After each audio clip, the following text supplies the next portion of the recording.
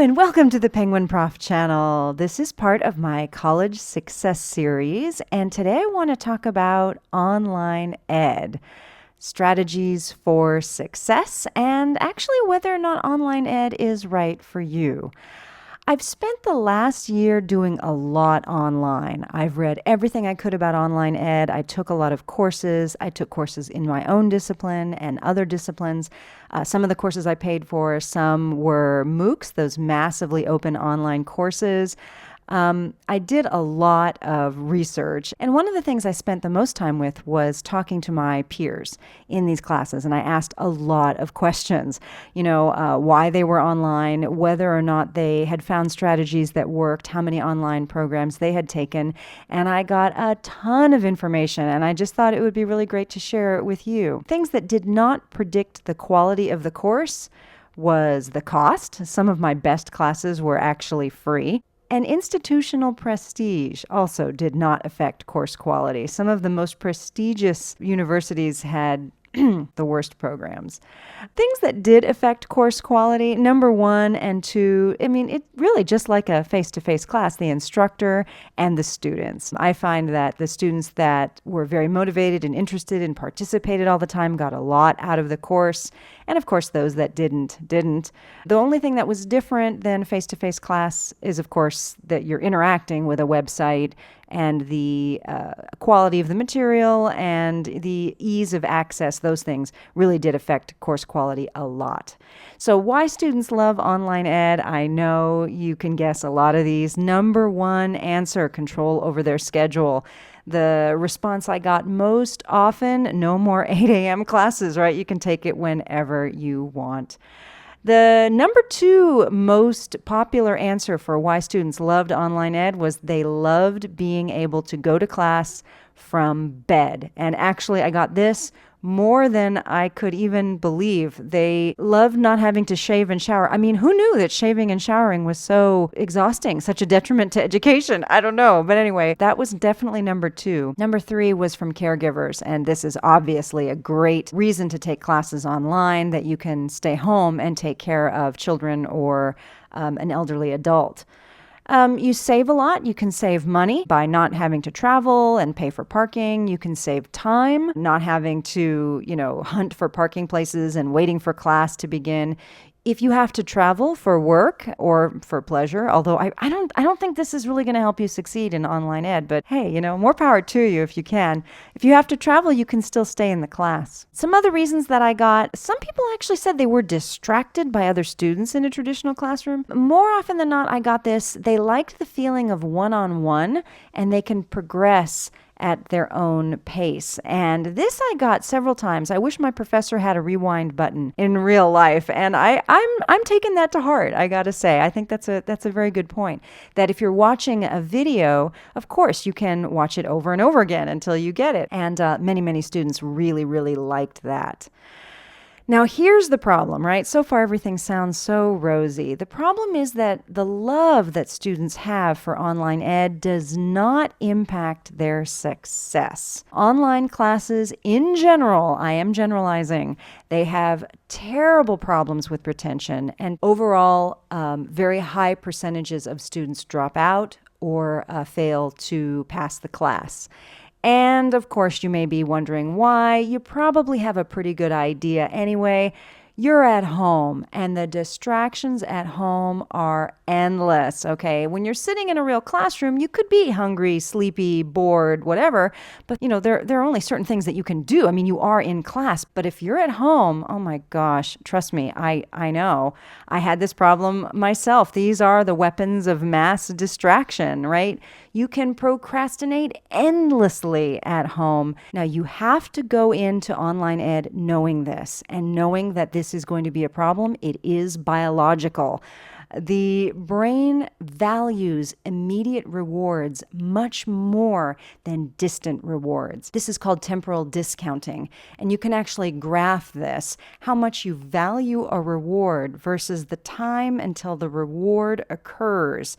It looks like this. So even though the distant reward, you know that degree has great value, your brain actually values that immediate reward of watching the movie or going online and going on Facebook or whatever. Your brain values that much, much more. So these immediate rewards far outweigh the distant reward, which may or may not come months or years from now. And who is to blame? Dopamine. It's not your fault. You just need to know this. Dopamine is unbelievably powerful. This is the schematic of dopaminergic pathways in the brain. The important thing to know is that all of these little things that we do and that are so accessible to us all the time, they all give you a little jolt of dopamine, and that feels good, and your brain wants more. So who cares about tomorrow and the final exam that's months from now, right? That's the point. The truth is, we are animals, and all animals are motivated by this sort of triad of reality, pleasure seeking and energy conservation and avoidance of pain.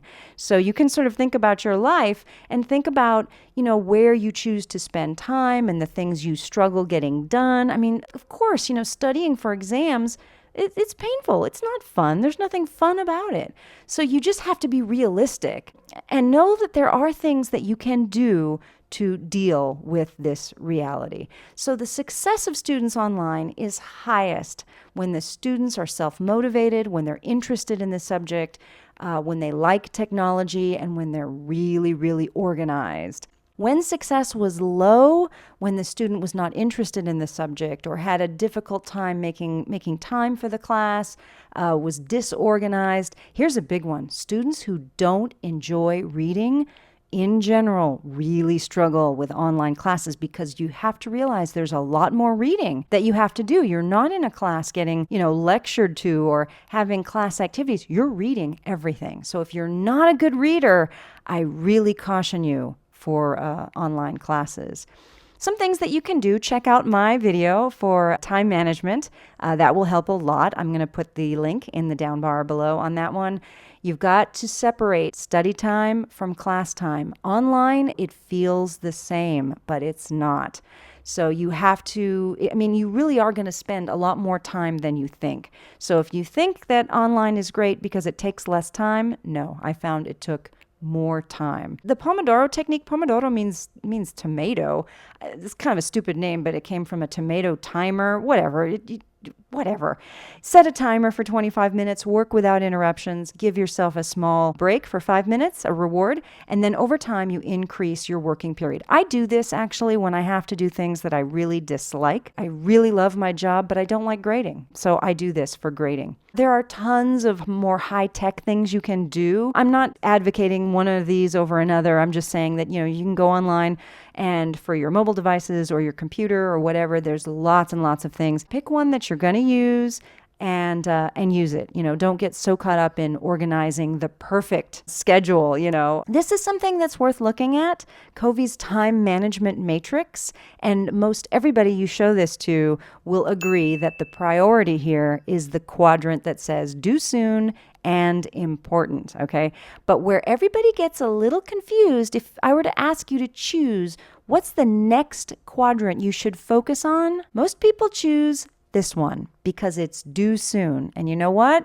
That's not it. You want to focus on not due soon, but important. That's the quadrant to focus on for long-term goals. The third quadrant is going to be due soon, not important. And the fourth quadrant, not important, not due soon. So another way of looking at this, so this quadrant is urgent. You need to get those things done now. For long-term goal achievement, you want to focus on this quadrant, important and not due soon.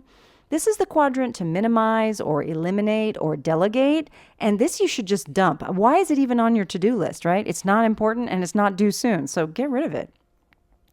I think it's really important to keep in mind that you need to focus on small steps and tasks and work towards those bigger goals and your overall mission. I do find that the more I focus on small, achievable goals where I can sort of reward myself, for a job well done, give myself that dopamine that my brain needs, I tend to move more towards the mission. I do find that when people focus only on these long-term goals and missions, they're much more easily distracted. So that's something to think about as well. A couple of motivational things here. This is really, really true. You just go one step at a time. You have to start there. The amazing dancer Mikhail Baryshnikov said when he was asked, how do you do 12 pirouettes in a row? He said, I do them one at a time. I thought that was really helpful. Don't give up what you want most for what you want now. So think of these things, hold them close to your heart when you have those distractions nagging at you. And always, of course, think of those emperor penguins. Getting through the Antarctic winter, slow and steady, always wins the race. As always, I hope that was helpful. Thank you so much for visiting the Penguin Prof channel. Please show your support by clicking those buttons, like, share, and subscribe. Join me on Facebook, follow on Twitter. Good luck.